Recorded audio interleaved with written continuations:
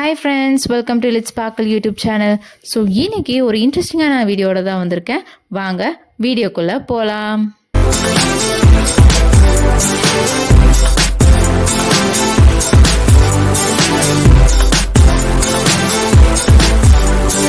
அடுத்த பிரதமர் யாருங்கிற கேள்வி மக்களிடையே ரொம்பவே வயலாக பரவிட்டு இருக்குங்க. நேற்று நடந்த லோக்சபா எலெக்ஷன் 2024 பிஜேபி பார்ட்டியும் சரி, காங்கிரஸ் பார்ட்டியும் சரி, இவங்க ரெண்டு பேருமே மெஜாரிட்டி வின் பண்ணாத காரணத்தினால அடுத்த பிரதமர் யாருங்கிற கேள்வி மக்கள் மத்தியில் ஒரு ஆர்வத்தை தூண்டி இருக்குன்னு தான் சொல்லணும். அதை பற்றின வீடியோ தான் அது. ஸோ அந்த வீடியோவை ஸ்கிப் பண்ணாமல் பாருங்க. இந்தியாவில் மொத்தம் 543 சீட்ஸ் இருக்கு. என்டிஏ கூட்டணி 293 சீட்ஸும், இந்தியா கூட்டணி 230 சீட்ஸும் வின் பண்ணியிருக்காங்க. என்டிஏ கூட்டணியில் யார் யார் இருக்காங்க, இந்தியா கூட்டணியில் யார் யார் இருக்காங்கன்னு தெரிஞ்சுக்கலாம் வாங்க. இந்தியா கூட்டணியில் பிஜேபி பார்ட்டி, ஜனதா தளம், தெலுங்கு தேசிய கட்சி, சிவசேனான்னு ஆகியோர் இணைஞ்சிருக்காங்க. இந்தியா கூட்டணியில் காங்கிரஸ், டிஎம்கே, சமாஜ்வாடி பார்ட்டி, திரிணாமுல் காங்கிரஸ் ஆகியோர் இணைஞ்சிருக்காங்க. என்டிஏ பார்ட்டியில் என்னதான் 293 சீட்ஸ் பக்கம் லீடாக இருந்தாலுமே பிஜேபி தலைமையிலான ஆட்சி வருவதற்கு அவங்க தனித்தன்மையாக ஒரு மெஜாரிட்டி தேவைப்படுது. அதாவது 543 சீட்ஸில் 270 சீட்ஸ் பக்கம் வின் பண்ணியிருந்துருக்கணும். அந்த எலெக்ஷனில் வெறும் 240 சீட்ஸ் மட்டுமே தான் வின் பண்ணியிருக்காங்க.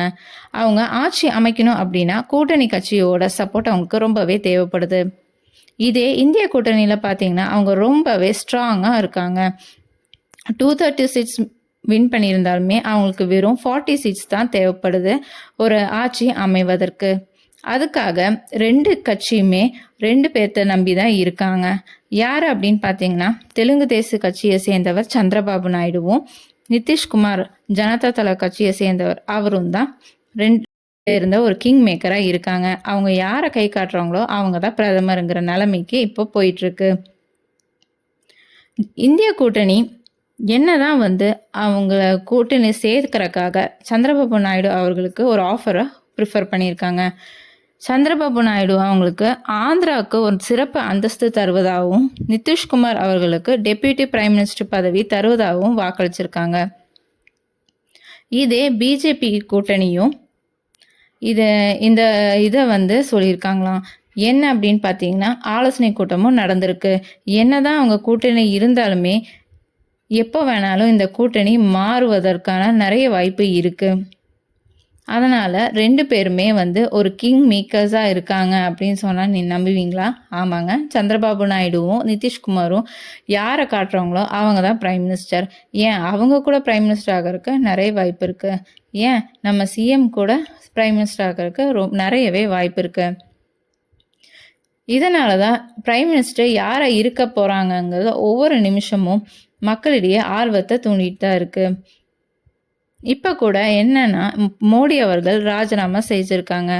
ஜூன் 8 பதவி ஏற்பதற்காக வெயிட் பண்ணிட்டு இருக்காங்க.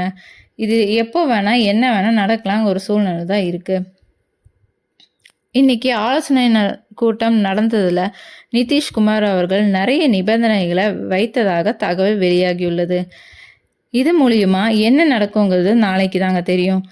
ஸோ இந்த பிரைம் மினிஸ்டர் யாரை இருக்க போகிறாங்க அப்படிங்கிறத கமெண்ட் பண்ணுங்கள். ஓகேங்களா? ஸோ இந்த வீடியோ உங்களுக்கு பிடிச்சிருந்துச்சு அப்படின்னா மறக்காமல் லைக், சப்ஸ்கிரைப் அண்ட் ஷேர் பண்ணுங்கள்.